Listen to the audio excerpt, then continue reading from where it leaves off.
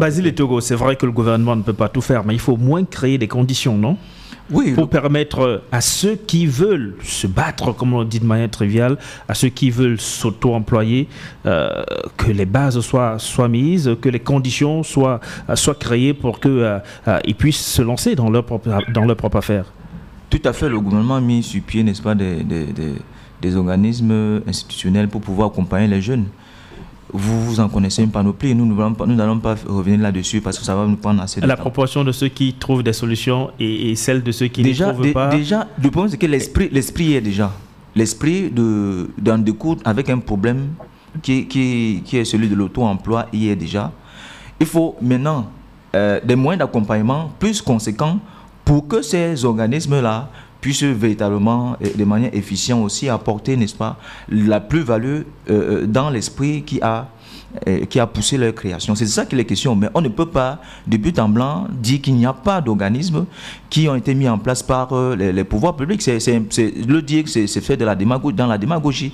Maintenant, ce qui est discutable, c'est l'efficacité. Oui, ce qui est discutable, c'est sur l'efficacité. Maintenant, nous souhaitons qu'il y ait plus d'efficacité. Ça veut dire que les personnes qui sont employées dans ce cadre-là aient de la compétence pour y être et que les finances qui sont dotées, les financements qui sont dotés pour véritablement accompagner les jeunes le soient. On a souvent accusé les jeunes de ne pas être sérieux eux-mêmes, puisque quand le PAGERU, par exemple, vous dit que s'il y a 1000 jeunes qui ont bénéficié d'un appui du PAGERU, au moins 950 de ces jeunes se sont envolés dans la nature avec l'argent. On n'a jamais. Moi, j'ai vécu. On n'a jamais vu à quoi ça a servi. C'est quelque chose dont j'ai vécu. C'est du vécu. Au niveau du PAGERU, la plupart des financements qui ont été dotés par les jeunes, dotés par les pouvoirs publics aux jeunes, ne sont pas arrivés à terme. Ils ne sont pas arrivés à terme parce que les jeunes ont pris cet argent et se sont dilapidés.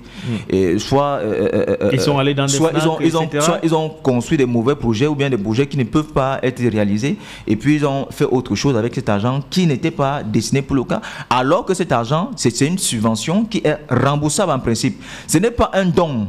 Ce n'est pas un don, c'est une subvention remboursable. Et maintenant, mettez-vous dans la posture du pouvoir public.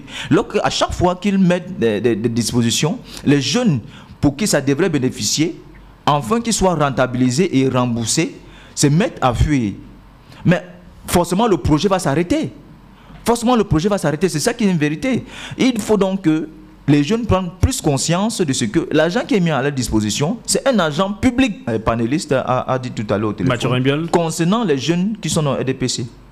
J'ai pu le rassurer que les jeunes qui sont dans RDPC ont moins de 35 ans.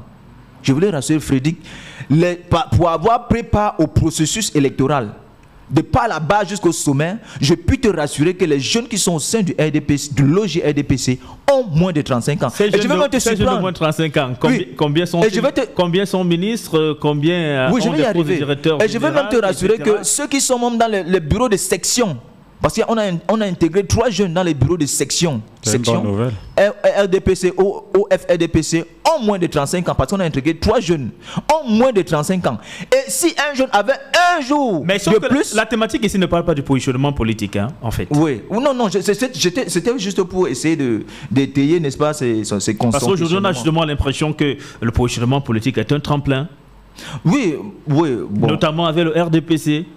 Non, en fait, je ne suis pas entré dans la politique pour... Mais vous ne reconnaissez pas que quand on est quand même de ce parti politique-là, on a plus de facilité que ceux qui n'y sont pas? On parle des jeunes, bien sûr. Lorsqu'on entre en politique, on a des ambitions. D'accord? Il y a certains qui ont des ambitions personnelles. Ce n'est pas faux de le dire, hein. Même dans l'opposition, il y a certains qui ont des ambitions personnelles, qui n'ont pas une vue globale des choses. Donc moi je ne suis pas dans la boule de cristal pour lire la mentalité de ceux qui entrent dans le RDPC. Mais ça peut arriver, ça existe même d'ailleurs. Donc pour chuter, il y a un autre des panélistes qui a reconnu quand même que l'État a embauché 25 000 jeunes, qui était une promesse du chef de l'État à l'endroit de la jeunesse. Mais maintenant, la mentalité de ces jeunes est questionnable. Puisqu'il a fait état de ce qu'il y a certains jeunes qui ont été embauchés et qui sont partis. Parce que c'est questionnable. Cette mentalité est questionnable. C'est un problème d'ordre général. C'est la raison pour laquelle nous travaillons, nous, au sein du RDPC, à former la jeunesse à plus de discipline, à plus de responsabilités. Parce que nous sommes convaincus que c'est la jeunesse qui va prendre ce pays en main. Nous, au RDPC, nous souhaitons que c'est la jeunesse du RDPC qui prenne des choses en main. La jeunesse du RDPC. Tout à fait. Mais je milite pour mon parti politique, monsieur. C'est la meilleure des... C'est la meilleure jeunesse qui soit. Parce qu'au sein du RDPC, nous formons les jeunes capables. Je vous dis la vérité, il n'y a aucune formation politique qui forme les jeunes mieux que le RDPC.